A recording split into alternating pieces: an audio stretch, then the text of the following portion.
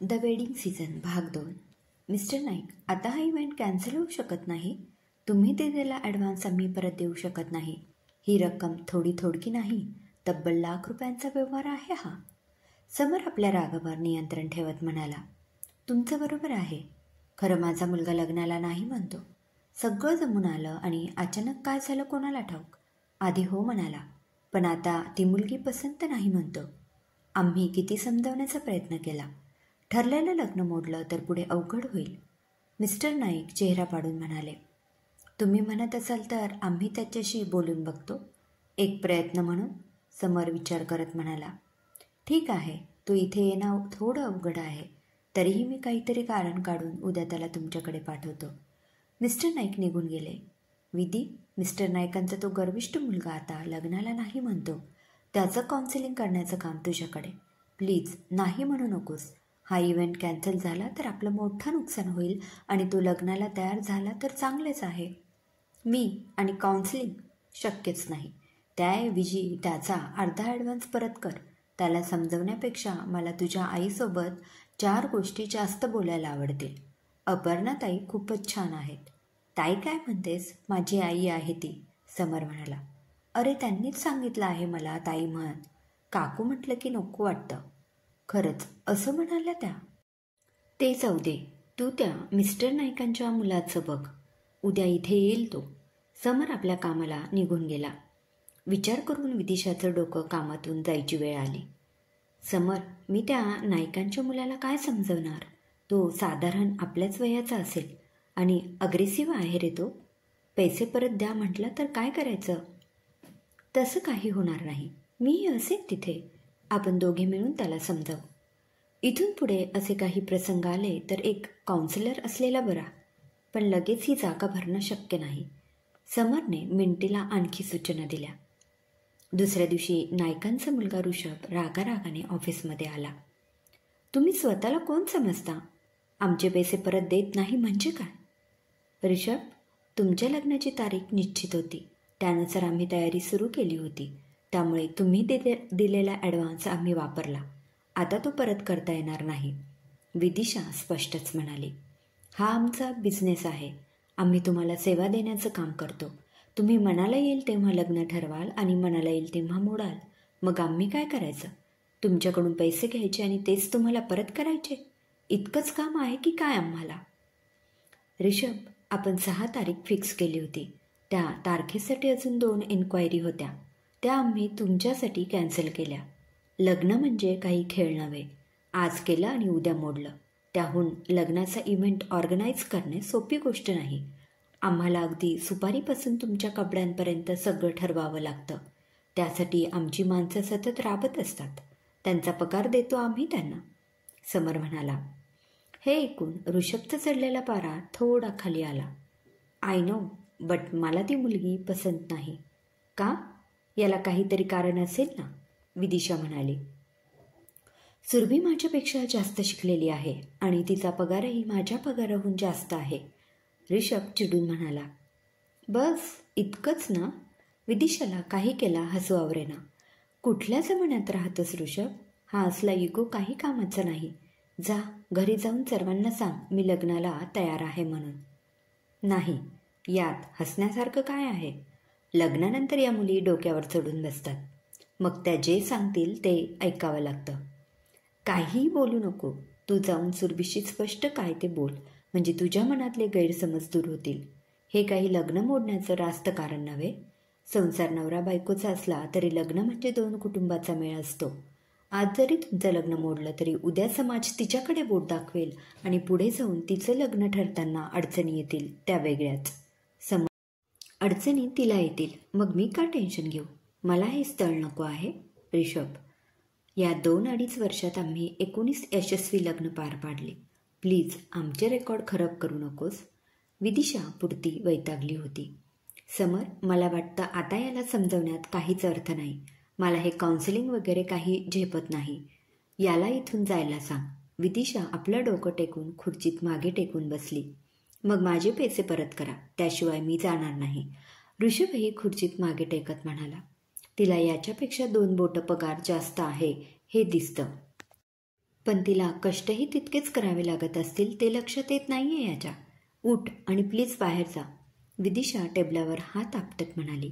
मी कुठेही जाणार नाही. आधी माझे पैसे परत करा. ऋषभ हट्टाला पेटला. हवं तर आपण डील करू. Get out. ही असली मानसिकता असणाऱ्या मुलासोबत मला कोणतीही डील करायची नाही. निघ इथून. विदिशा त्याच्या अंगावर धावून आली. विधी काय करतेस? Control yourself. अगं आपला क्लायंट आहे तो. आपलं नुकसान झालं तर होऊ दे. मला कळलंय. त्याला समजावणं खूप अवघड आहे. समर तिला सांभाळत म्हणाला. किती चीप मनोवृत्ती आहे याची. म्हणजे स्त्रियांनी पुरुषांच्या पुढे कधी जायचं नाही? ए जा ना तू. इथे माझ्याकडे बघत काय उभा आहेस? याला स्वतःच्या पैशांची किंमत आहे, मात्र होणाऱ्या बायकोच्या पैशांची किंमत नाही. विदिशा जाम चिडली होती. तिचा राग रंग बघून ऋषभने तिथून काढता पाय घेतला. आपण इथे कष्ट करायचे, एखाद्याचं लग्न छान व्हावं यासाठी झटायचं आणि या असल्या लोकांपायी आपलं नुकसान करून घ्यायचं. विदिशा केबिनमध्ये अस्वस्थपणे फेऱ्या घालू लागली. समरला तिची अस्वस्थता कळत होती, पण अशा वेळी काय करावे हे मात्र त्याला समजत नव्हते. अचानक तो तिच्या पुढ्यात येऊन थांबला आणि हलकेच त्याने विदिशाला मिठी मारली आणि चटकन तो बाजूला झाला. शांत हो बघू. आपलं नुकसान झालं यासाठी तू चिडली आहेस की त्या ऋषभच्या निर्णयामुळे? दोन्हीसाठी. समर, मला पगार जास्त आहे म्हणून तू माझ्याशी ठरलेलं लग्न मोडले असतेस? विदिशा त्याच्याकडे टक लावून पाहत म्हणाली. नक्कीच नाही. माझ्या मनात तसा विचारही कधी आला नसता.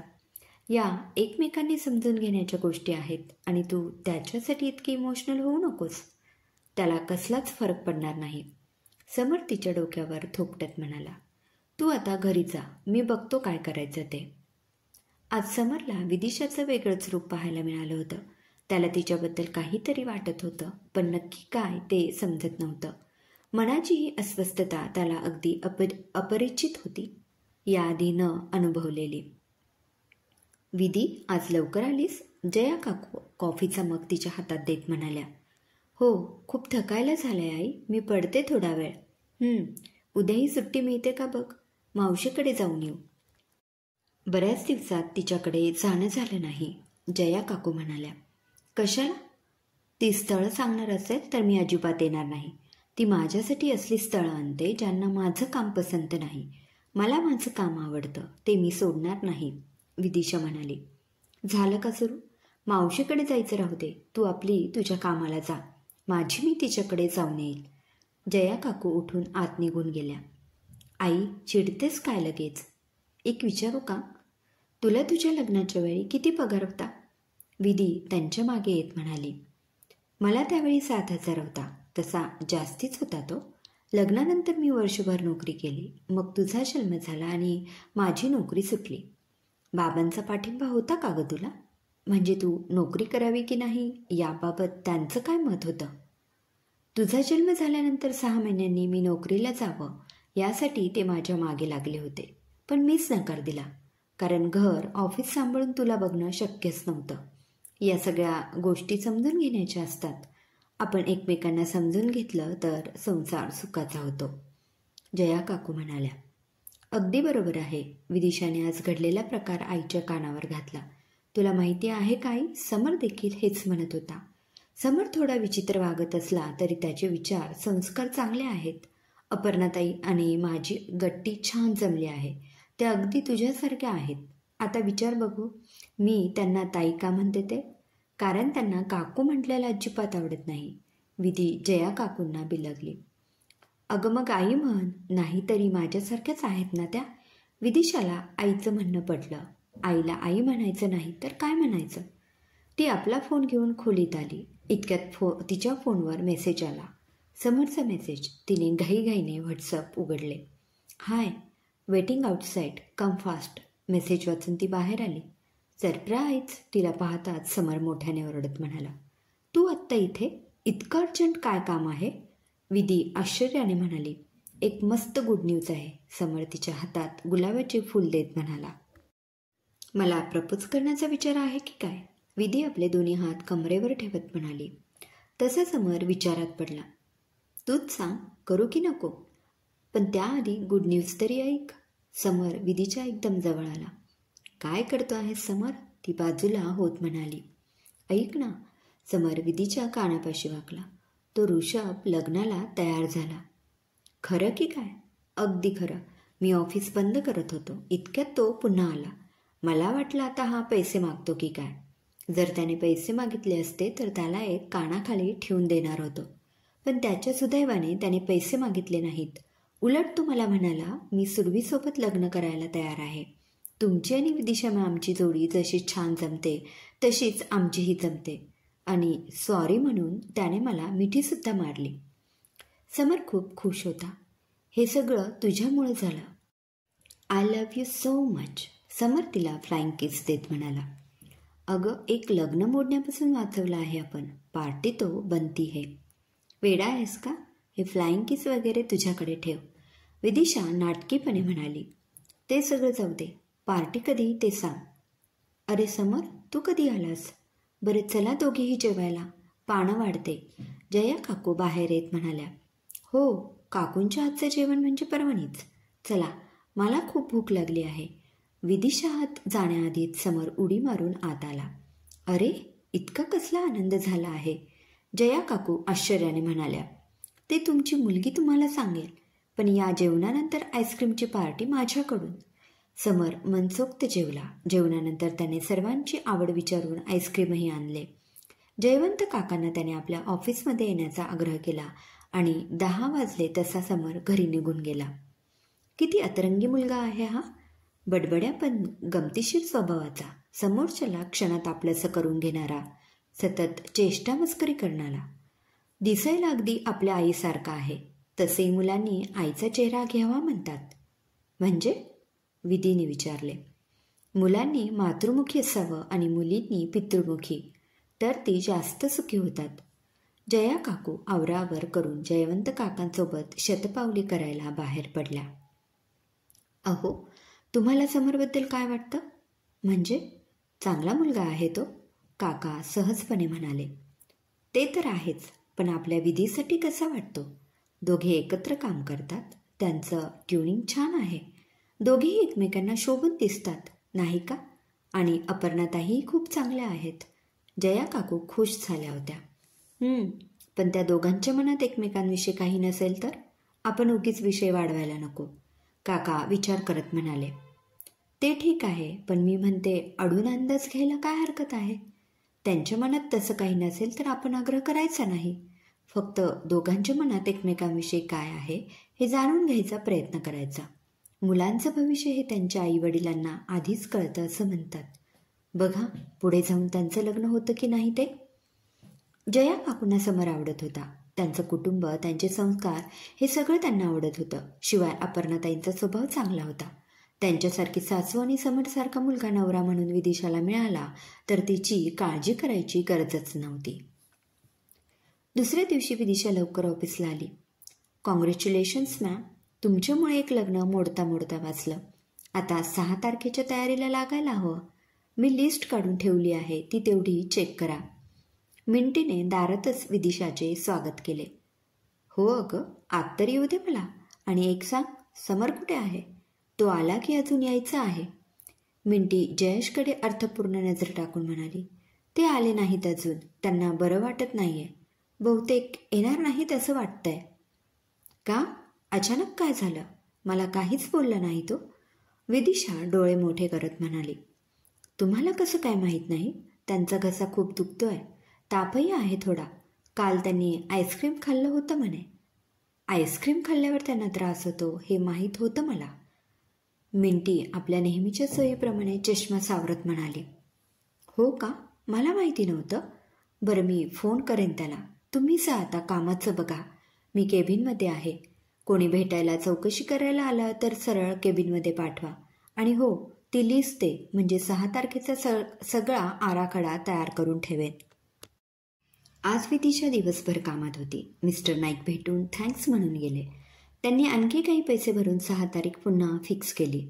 नंतर दिवसभर ऑफिसमध्ये चौकशीचे फोन येत राहिले. बरेच जण चौकशी करून गेले. त्यामुळे विदिशाला डोकंवर काढायला वेळ देखील मिळाला नाही. संध्याकाळी घरी परत जाताना तिला समरची आठवण आली. ओ शिट, त्याला फोन करायचा राहिला. गडबडीने विदिशाने आपल्या बॅगेतून फोन काढून समरला फोन लावला. विधी, दिस इज नॉट फेअर. मी सकाळपासून तुझ्या फोनची वाट बघत होतो आणि तू आत्ता फोन करते आहेस. बरोबर, तुला माझी काळजी का असेल? तसं नाही आहे समर. आजचा सगळा दिवस खूप बिझी होता. खूप काम होतं. त्यातच मिस्टर नाईक येऊन पैसे भरून गेले. 6 तारखेची तयारी सुरू करायला हवी. तू लवकर बरा हो, विदिशा म्हणाली. अच्छा, म्हणजे काम आहे म्हणून मी लवकर बरं व्हायचं. मला वाटलं तू मला भेटायला येशील. जवळ बसून तब्येत कशी आहे हे विचारशील. पण तुला कामाशिवाय काहीच दिसत नाहीये. मी ना मूर्ख आहे. तुझ्याकडून नसत्या अपेक्षा करतो, समर चिडून म्हणाला. समर, हे माझं एकटीचं काम नव्हतं. आज तुझ्या वाट्याची कामं मीच केली आहेत. आणि सॉरी रे, फोन करायला उशीर झाला. मी आत्ता तुझ्या घरी येते, विदिशा त्याला समजावत म्हणाली. तुझं काय जातं? मला बरं वाटलं काय आणि नाही काय?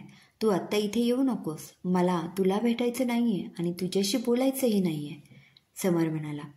असं काय करतोस? हातची सगळी कामं सोडून मी तुला फोन करायला हवा होता का?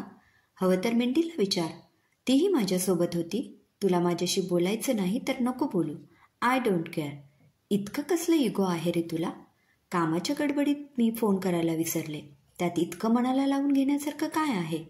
विदिशा थोडीशी चिडून म्हणाली. ते मला माहीत नाही. चल, मी फोन ठेवतोय. समरने फोन कट केला. असा कसा आहे हा? क्षणात छान वागतो तर क्षणात याचा इगो याच्यापेक्षाही मोठा होतो. विदिशा वैतागून घरी आली. जेवण झाल्यावर जया काकू आणि जयवंत काका विदिशासमोर बसले. विदू, थोडं बोलायचं होतं, काकू काकांच्याकडे पाहत म्हणाल्या. बाबांशी की माझ्याशी? मोबाईलमध्ये तोंड खुपसून बसलेली विदिशा आईकडे न पाहताच म्हणाली. ते आधी बाजूला ठेव बघू. मोबाईल सारखा हातात असलाच पाहिजे का? ऐक, मावशीने तुझ्यासाठी 2 स्थळं पाठवली आहेत. 2 फोटो हातात घेत जया काकू म्हणाल्या. वाटलंच, त्याशिवाय तुम्ही दोघे माझ्यासमोर असे बसणार नाही, विदिशा म्हणाली. अगं, या दोन्ही स्थळांना तू पसंत आहेस आणि तुझं कामही त्यांना पसंत आहे, जयवंत काका मध्येच बोलले. पसंत म्हणजे? गोष्टी इथपर्यंत गेल्या आणि मला काहीच माहिती नाही, विदिशा. आम्हाला तरी कुठे माहिती होतं? तुझा फोटो आणि पत्रिका मावशीकडे आधीच ठेवून ठेवलं होतं. तेच तिने पुढे पाठवलं. आज मी गेले होते तिच्याकडे. तिथेच हा सगळा विषय झाला. तुला लगेच फोन करावा म्हटलं तर तू बिझी असतेस. तुझ्या कामाच्या गडबडीत फोन केलेला तुला आवडत नाही. मग, जया काकू गडबडीने म्हणाल्या. आणि या लग्नाच्या सगळ्या गोष्टी तुला माहिती असतात. आम्ही काय नव्याने सांगणार? आई, लोक लग्न ठरल्यावर आमच्याकडे येतात. आमचं मॅरेज ब्युरो नाही आहे. लग्न फिक्स झाल्यानंतर सगळ्या पुढच्या गोष्टी आम्ही जमवून देतो. हे फोटो बघून तर घे आणि तुला मुलगा पसंत असल्याशिवाय आम्ही पुढे जाणार नाही, काका म्हणाले. हे असलं काही मी अजिबात करणार नाही. मला लग्नच करायचं नाही आहे. ते मुलगी बघायला येणं, कांदा पोहे, चहा करणं मला जमणार नाही, विदिशा. या सगळ्या पुढच्या गोष्टी आहेत. आधी फोटो तरी पाहून घे. आवडला तर ठीक, नाहीतर नाही म्हणून सांगू. आणि एक लक्षात ठेव विदू, आईबापाने जास्त सूट दिली म्हणून मुलांनी जास्त हवेत जायचं नसतं, काका थोडं रागावून म्हणाले. तुझ्या मनात दुसरे कोणी असेल तर तसं सांग, समर. त्याच्याशी तुझं छान जमतं. तुम्हा दोघांना एकमेकांशी लग्न करायचे आहे का? तसं असेल तर आमची हरकत नाही. काहीतरीच काय बाबा, समर आणि मी लग्न करणार? कधीच शक्य नाही आहे. आमचं जमतं असं तुम्हाला वाटतं? पण मगाशीच आमचं भांडण झालंय. सगळं चांगलं असलं तरी त्याचा स्वभाव विचित्र आहे, हेच खरं. विदिशाने ते दोन्ही फोटो हातात घेतले. खरं तर दोन्ही मुलं हँडसम होती. विदिशाने बराच विचार करून त्यातला एक फोटो पसंत केला. त्या समरशी लग्न करण्यापेक्षा मी याला पसंत करेन, इतकं बोलून विदिशा आपल्या खोलीत निघून गेली. चला, म्हणजे आता हे तरी नक्की झालंय, हिच्या मनात समरविषयी काही नाही. म्हणजे आता हे स्थळ पाहायला हरकत नाही, जया काकू उत्साहाने म्हणाल्या. जया, इतकी गडबड करू नको. तिच्याजवळ बसून आपली मुलगी म्हणून तिच्या मनात नक्की काय आहे हे आधी जाणून घेण्याचा प्रयत्न कर. तिच्या पसंतीशिवाय आपण एक पाऊलही पुढे टाकायचं नाही. शेवटी लग्न आणि संसार तिला करायचा आहे. तिच्या पसंतीने सारं काही होऊ दे, जयवंत काका. मला वाटलंच होतं तुम्ही असं म्हणणार. कितीही झालं तरी बापाला आपली लेक लाडकी असते. आम्ही तिची वैरी. आजपर्यंत तिच्या इच्छेविरुद्ध वागत आलो आणि तुम्ही प्रत्येक बाबतीत तिची बाजू घेत आलात. उद्या ती लग्न होऊन सासरी गेली म्हणजे अवघड जाईल तिला. प्रत्येक वेळेस तिला सांभाळून घेणं आता सोडून द्या. बोलता बोलता जया काकू विदिशाच्या खोलीत आल्या. विदिशा झोपली होती. दिवसभराचा शीण झोपेच्या अधीन झाला होता. जया काकू जवळ बसून तिच्या केसातून हात फिरवू लागल्या. लहानपणापासून इतका हट्टीपणा करते, पण आमचं ऐकते मात्र नक्की. आता द्यायची घ्यायची मुलगी म्हणजे नीट वागायला नको काही नाही. सगळं आपलंच खरं म्हटलं तर कसं व्हायचं. पण आपली लेक फार लवकर मोठी झाली. अजूनही वाटतं आई म्हणून शाळेतून येईल आणि आज हे बक्षीस मिळालं असं म्हणत गळ्यात पडेल.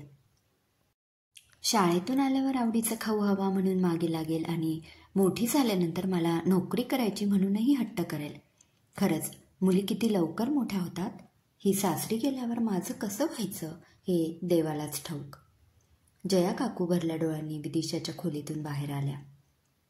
काकू बाहेर येताच विदिशाने डोळे उघडले. आई, मला माहिती आहे तुमचं माझ्यावर खूप प्रेम आहे. तुम्ही जे म्हणाल ते मी सगळं ऐकेन. मनाशी काही ठरवून ती झोपी गेली. आई, मी लग्नाला तयार आहे. हे काय सकाळी सकाळी? काकूंनी विचारले. आज ना उद्या लग्न करावं लागणार, मग मनाची तयारी नको का व्हायला? पण मला मुलगा पसंत असल्याशिवाय मी लग्न करणार नाही, विदिशा म्हणाली.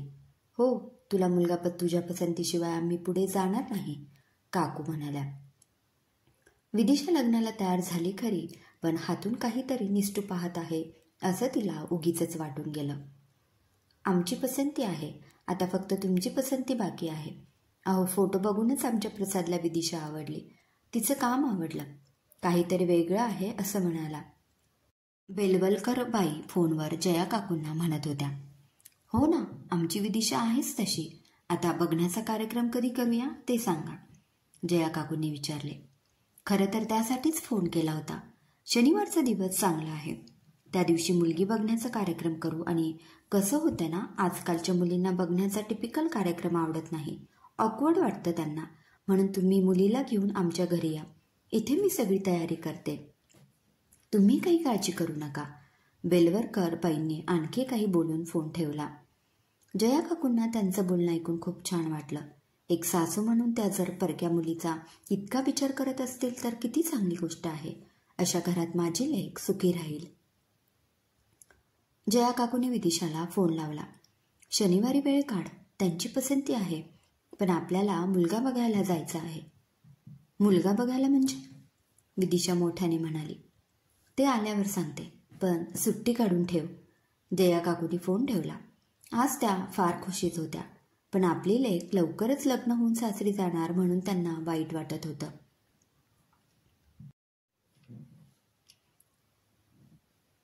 शनिवारी कुठे जायचा प्लॅन असेल तर करू नकोस, कारण त्या दिवशी आपली मीटिंग आहे, समर विदिशाचे बोलणे ऐकून म्हणाला. हो, पण मला जावं लागेल, विदिशाने उत्तर दिले. का? इतकं काय महत्त्वाचं काम आहे? मुलगा बघायला जायचंय. काय? कोणासाठी? तुझ्यासाठी? समरने आश्चर्याने विचारले. हो, आमच्या घरात मीच लग्नाची आहे. आयुष्यातली इतकी मोठी गोष्ट तुला मला सांगावंसं नाही वाटलं? समर चिडला. माझ्या पर्सनल गोष्टी मी तुला विचारून सांगून ठरवायच्या का? तू कोण रे माझा? आणि तू माझ्याशी बोलत तरी होतास का? आजारी होतास तेव्हा तुला बघायला आले नाही म्हणून चिडला होतास ना? हे बघ, आज ना उद्या माझं लग्न होणार आहे, ही सुरुवात झाली म्हणायची, विदिशा म्हणाली. मुलगा कोण आहे? कुठे राहतो? काय करतो? हे सगळं मला कळायला हवं, समर उठून खिडकीजवळ जात म्हणाला. का? विदिशा वैतागली होती. हो, नसते प्रश्न विचारू नकोस, मला त्याची माहिती हवी आहे, समर म्हणाला. मग तूही चल शनिवारी आमच्यासोबत. हट, मी तिथे येऊन काय करू? तू फक्त माहिती सांग, बाकी मी बघून घेतो. म्हणजे काय करणार आहेस तू? इतक्यात मिंटी केबिनमध्ये आली. Any problem? का भांडताय दोघं? बाहेर आवाज ऐकू येतोय. विचार तुझ्या मामना. लग्न करायला निघाली आहे ती. समरचे डोळे भरून आले म्हणून त्याने पुन्हा खिडकीकडे तोंड फिरवले. व्हॉट? हे मी काय ऐकते आहे? मिंटी विदिशाजवळ बसत म्हणाली. मला वाटलं तुम्ही दोघे. बरं ते जाऊ दे, पण अचानक लग्नाचा निर्णय? मिंटी, तुझ्या सरांना सांग, त्या मुलाला माझं काम आवडलं आहे आणि मी सुद्धा. मग आज ना उद्या लग्न करावंच लागणार. मी काय आयुष्यभर अशीच इथे राहणार नाहीये. विदिशा उठून बाहेर निघून गेली. Sir, are you crying? एक बोलू का? त्यांच्या मनात काय आहे हे मला माहिती नाही, पण मला वाटतं तुमचं विदिशा मॅमवर प्रेम आहे. त्याशिवाय त्यांच्या लग्नाचा विषय निघाल्यावर तुम्ही असे अस्वस्थ झाला नसता, हो ना? मिंटी समरजवळ आली. ही गोष्ट आपल्या दोघातच राहिली पाहिजे. इतकं बोलून समर भरकन बाहेर निघून गेला. म्हणजे मला जे वाटत होतं ते खरं आहे. तर आता मॅमना त्यांच्या प्रेमाची जाणीव झाली पाहिजे, किंवा समर सरांच्या मनातलं तरी कळलं पाहिजे. यासाठी आता मलाच काहीतरी करायला हवं. पण माझ्यामध्ये तुला कोणीतरी हवं. रोशन की जयेश? मिंटी स्वतःशी बोलत बाहेर आली.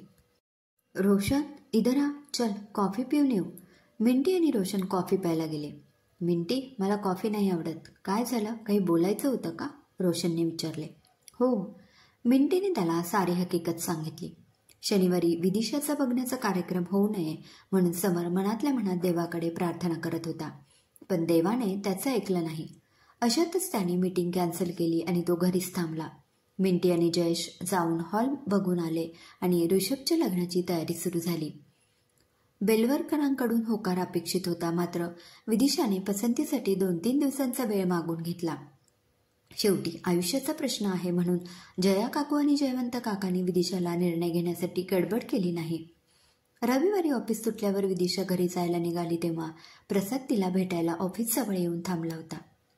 अरे, तू इथे कसं काय? विदिशाला अचानक त्याला पाहून आश्चर्य वाटलं. तुला भेटावं वाटलं म्हणून आलो, प्रसाद म्हणाला. हो, पण मी तुला अजून होकार दिलेला नाही, विदिशा हसून म्हणाली. तोच घ्यायला आलोय असं समज हवं तर. प्रसाद आणि विदिशाचा संवाद खिडकीतून बघणाऱ्या समरला ऐकू येत नव्हता, पण मनातून तो खूप चिडला होता. हल्ली विधी माझ्याशी जास्त बोलत नाही आणि काही सांगतही नाही. समर धडाधडा पायऱ्या उतरून खाली आला. विधी, अजून गेली नाहीस? चल, मी सोडतो तुला, समर प्रसादकडे दुर्लक्ष करत म्हणाला. अरे, पाहिलं नाहीस? आम्ही दोघे बोलतोय. बरं, हा प्रसाद बेलवलकर आणि प्रसाद हा समर, आमचा बॉस. ओ, हाय समर. प्रसाद आपला हात पुढे केला. मी तुझ्याबद्दल खूप ऐकलं आहे. कोणाकडून? विदिशाकडून की बाहेरून? समर प्रसादला शेक हँड करत रूढपणे म्हणाला. वेल, मी बाहेरून ऐकलं आहे, द वेडिंग सीझनबद्दल, प्रसाद म्हणाला. येस, थँक्स, पण मी निघतो, मला उशीर होतोय. समर मागे न पाहताच निघून गेला. सॅम, ही वागण्याची पद्धत झाली का? तो बोलतोय तुझ्याशी, विदिशा मागून ओरडली. जाऊ दे अगं, खरंच गडबड असेल त्याला. By the way, nice dress हा, पण मला वेस्टर्न कपडे आवडत नाहीत, भारतीयच आवडतात. असो, घरी जात असशील तर मी सोडतो तुला, प्रसाद. सॉरी, पण नको, कारण अजून मी होकार दिला नाही, त्यामुळे तू असं आलेला आईबाबांना आवडणार नाही, विदिशा स्पष्टच म्हणाली. बरं, पण नक्की काय ते कळव, मी खूप एक्सायटेड आहे तुझा होकार ऐकायला. प्रसाद निघून गेला तशी विदिशा समरच्या मागे आली. तू अजूनही इथेच आहेस तर? तो गेलाय, बोल आता. तू कशाला आली आहेस? जा त्याच्या मागे मागे. मी अजून होकार दिला नाहीये समर. मग तो का आला होता? भेटायला. वा, अजून होकार कळवला नाही तरी भेटायला येतो तो. माझ्या ऑफिसच्या दारात त्याने परत पाऊल ठेवता कामा नये, हे तू लक्षात ठेव. समर, काय झालंय तुला? असा का वागतो आहेस? हे बघ, आपण दोघे पार्टनर आहोत. बाकी मैत्रीचं नातं सोडून दुसरं कसलंच नातं नाही आहे आपल्यात. समजतंय का तुला? असं पॉझिटिव्ह नको होऊ रे. माझं आयुष्य वेगळं आणि तुझं वेगळं आहे. आपली छान मैत्री आहे, ती तशीच राहू दे. समर इतकंच म्हणाला आणि तिथून निघून गेला. 2 दिवस होऊनही विदिशाने आपला होकार कळवला नव्हता. तिचा होकार तर होताच, पण तो कळवण्यामागे नक्की काय बिनसला आहे हे तिला कळत नव्हतं. अचानक एक दिवस प्रसाद आणि बेलवलकर बाई घरी आल्या. जया वहिनी, तुमच्या मुलीच्या मनात काय आहे हे जाणून घ्यायला आलो आहोत. प्रसाद म्हणतो लग्न करेन तर हिच्याशीच, बेलवलकर बाई मोठ्या थाटात म्हणाल्या. हे ऐकून जया काकूंना खूप आनंद झाला. मला एक कळत नाहीये, ही मंडळी लग्नासाठी एवढी गडबड का करत आहेत? जयवंत काका जया काकूंना बाजूला घेऊन आले. बाबा, अहो तसं काही नाही, आम्हाला विदिशा पसंत आहे. चांगलं स्थळ हातचं जायला नको म्हणून ही सगळी गडबड, बाकी काही नाही. प्रसादला जयवंत काकांचं बोलणं ऐकू गेलं होतं. तसं असेल तर ठीक आहे, पण मला वाटतं विदिशानेच उत्तर द्यावं. जयवंत काका आपल्या लेकीकडे पाहत म्हणाले. मला प्रसाद पसंत आहे, विदिशा एकदमच म्हणाली. अरे वा, हे उत्तम झालं. प्रसाद जा, पेढे घेऊन ये. हवं तर दोघीही जा, बेलवलकर बाई आपला आनंद व्यक्त करत म्हणाल्या. विदिशाने परवानगीसाठी आपल्या आईकडे पाहिले. जया काकूंनी आपल्या डोळ्यांनीच होकार दिला. तसे दोघे बाहेर पडले. थँक्स होकार दिल्याबद्दल, प्रसाद जाता जाता म्हणाला. मला तू आवडला होतास, पण होकार द्यावा की नाही या बाबतीत मी कन्फ्यूज होते. शेवटी संपूर्ण आयुष्याचा प्रश्न आहे हा, विदिशा म्हणाली. खरं आहे. आता मी रोज तुला ऑफिसमधून पिकअप करायला येईन. प्रसाद, नको, त्यापेक्षा घरी येत जा. इथेच भेटू आपण. साखरपुडा झाल्यानंतर बाहेर फिरायला जात जाऊ. विदिशाला माहीत होतं समरला हे आवडणार नाही म्हणून तिने काहीतरी कारण पुढं केलं. मी प्रसादच्या बाबांशी बोलून साखरपुड्याची तारीख लवकरच ठरवते. साखरपुडा थोडक्यात करू आणि लग्न मात्र थाटात करू. यावर तुमचं काय मत आहे? बेलवलकर बाई उत्साहाने बोलत होत्या. हवं तर लग्नाचा खर्च निम्मा निम्मा वाटून घेऊ. आजकाल तसंच करतात. विदिशाला याची जास्त माहिती असेल. बेलवलकर बाईंच्या या बोलण्याला जया काकू आणि जयवंत काकांनी होकार दिला. आपल्या लेकीचं लग्न ठरलं म्हणून देवापुढे पेढे ठेवले. अहो, साखरपुडा ठरल्याशिवाय कोणाला काहीच बोलायचे नाही, नाहीतर नातेवाईक मोडता घालायला तयारच असतात. जया काकूने देवापुढे हात जोडले. लग्न ठरल्यापासून विदिशा आनंदात होती, मात्र हा आनंद तिला मनापासून झाला नव्हता. असे का होते आहे हे तिलाच कळत नव्हते. काहीतरी चुकतंय का? पण याचे उत्तर तिला मिळत नव्हतं. हे कसले पेढे? जयेश तोंडात 2 पेढे कोंबत म्हणाला. तुमच्या मॅडमच्या लग्नाचे, मिंटी आपलं तोंड वाकडं करत म्हणाली. ठरलं आणि मला कोणी सांगितलंही नाही. जयेश आणखी एक पेढा उचलत म्हणाला. खा खा, सगळे पेढे तूच खा. समर सरांनी या पेढ्यांच्या बॉक्सकडे पाहिलं देखील नाहीये. सकाळपासून चेहरा पाडून बसले आहेत ते. जा त्यांना समजाव, मिंटी म्हणाली. मी काय समजावणार? आता विदिशा मॅमकडून अपेक्षा ठेवता कामा नये. निदान आणखी थोडे दिवस तरी. आणि सरांचं त्या ऋषभच्या लग्नाच्या तयारीत लक्ष नाहीये. या लग्नाचं ओझं उगीच डोक्यावर घेतलंय असं वाटायला लागलं आहे. जयेश आणि मिंटी बराच वेळ ऋषभच्या लग्नाचं प्लॅनिंग करत राहिले. साखरपुड्याला अजून 15 दिवस बाकी होते. प्रसाद आणि विदिशा आता रोज भेटत होते. प्रसादने तिला जीन्स टॉप न घालण्याची गोड विनंती केली होती आणि विदिशाने ती मान्यही केली. समरला तिच्यातला हा बदल जाणवत होता. ती आपल्यापासून दूर जाते ही कल्पना त्याला करवत नव्हती. त्यामुळे त्याची चिडचिड होणं स्वाभाविक होतं. ऋषभचं लग्न पार पडलं. मिंटी आणि बाकी टीमने मिळून हे लग्न जवळजवळ ओढून काढलं. पण सर्वांनी मिळून या लग्नाचे प्लॅनिंग जबरदस्त केलं होतं. त्यामुळे समर खूप खुश होता. विदिशाच्या साखरपुड्याची तारीख जशी जवळ येऊ लागली तसा समर जास्त अस्वस्थ होऊ लागला. विदिशा साखरपुड्यासाठी साड्यांच्या खरेदीसाठी जाणार होती. तिने समरला आपल्यासोबत येण्याचा खूप आग्रह केला, पण तो आपल्या नकारावर ठाम राहिला. माझ्या लेकाच्या पसंतीने सगळ्या साड्या घ्यायच्या बरं. बेलवलकर बाई साड्याच्या दुकानात बसून विदिशाशी बोलत होत्या. का? त्यांना नक्की काय म्हणायचं आहे हे विदिशाला कळेना. अगं म्हणजे आपल्या नवऱ्याच्या पसंतीने खरेदी करणं मुलींना आवडतं म्हणून म्हणाले मी. पण तशी काही जबरदस्ती नाही हं. तुला ज्या साड्या आवडतील त्या घे. बेलवलकर बाई जया काकूंच्या जवळ बसत म्हणाल्या. या दोघांची चांगली गट्टी जमली होती. प्रसाद आला तशी साड्यांची खरेदी सुरू झाली. विदिशाच्या पसंतीच्या सगळ्या साड्या प्रसादने रिजेक्ट केल्या. आता नक्की काय करायचं हे विदिशाला कळेना. प्रसाद, तुला काहीच आवडत नाहीये ना? मग बाजूला हो, तिच्या पसंतीने तिला घेऊ दे. प्रसादच्या आईने आपल्या होणाऱ्या सुनेची बाजू घेतली म्हणून जया काकूंना आनंद झाला आणि सगळी खरेदी झाली ती विदिशाच्या पसंतीनेच. हे असं चालणार नाही. इथून पुढे तुला माझी पसंतीसुद्धा विचारात घेतली पाहिजे, प्रसाद नाराजीने विदिशाला म्हणाला. अरे, साड्यांच्या खरेदीसाठी पुरुषांची कसली आली पसंती? विदिशा हसून म्हणाली. माझ्या घरी आई हेच करते, तूही तेच करावं असं मला वाटतं. प्रसादच्या डोळ्यात एक वेगळीच झलक होती. ती बघून विदिशा काही क्षण हादरले. आत्ता ठीक आहे, पण लग्नानंतर असं चालणार नाही, प्रसाद अचानक हसून म्हणाला. हे पाहून विदिशा थोडी रिलॅक्स झाली. मात्र तिचं मन एका वेगळ्याच शंकेने भरून आलं. खरंच प्रसाद असा आहे की काही वेगळाच? त्याचं वागणं बोलणं हे नेहमी असंच नॉर्मल असतं की त्याचा स्वभाव काही निराळा आहे? खरं काय खोटं काय हेच तिला कळेना. उगीचच तिच्या मनात समरची आठवण भरून आली. क्रमशः लेखिका सायली जोशी.